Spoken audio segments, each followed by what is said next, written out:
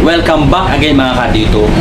For today's video, tuturuan ko kayo paano na mag-sign in sa ating Dito app at gaano ba siya ka-importante para sa mga Dito users.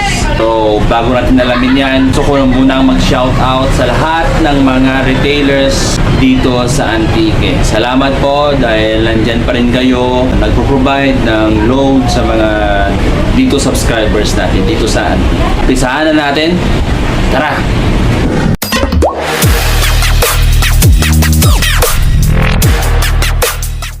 So mga kadito, nandito tayo sa ating phone. Ngayon, maglalagin na tayo sa ating Dito app. Pero bago tayo makalagin sa ating Dito app, dapat ang SIM card mo ay successfully registered para makalagin tayo sa Dito app. Kasi kapag hindi pa naka-registered yung SIM card mo, hindi ka talaga login. So hanapin mong Dito app, yan. And then, mag-sign in ka. Ilagay mo na yung Dito number mo. Okay. How about naman yung password? Saan mo yung makukuha? After kasi yan successfully registered na, meron yung mag-message galing kay Dito. So, punta ka sa messages ng phone mo at doon mo hanapin yung initial password. So, tingnan natin. Messages. So, ito ang mag-message sa iyo. Yan na. Your Dito number. And then you are automatically enrolled in Dito Rewards. Yan na. And mag-welcome yan. Hi, welcome Dito Sen. Thank you for joining Dito Telecommunity. So, yan na. So, saan mo na makikita yung initial password mo? Balik ka. Tingnan mo sa taas.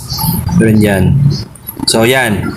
Yan ang sa ilalim ng link. Meron dyan nakalagay na initial password. Yan. Yan ang password mo. Okay. I-copy paste mo yan. Copy. And then balik ka sa Dito app. So lagay mo na yung password mo dito sa ilalim. Copy paste mo. Yan natin. Yan. Sign in. So ito, sign in ka na. Pindutin mo lang join our exclusive list. Okay. So ngayon, yung after natin mag-login, ito na makikita natin.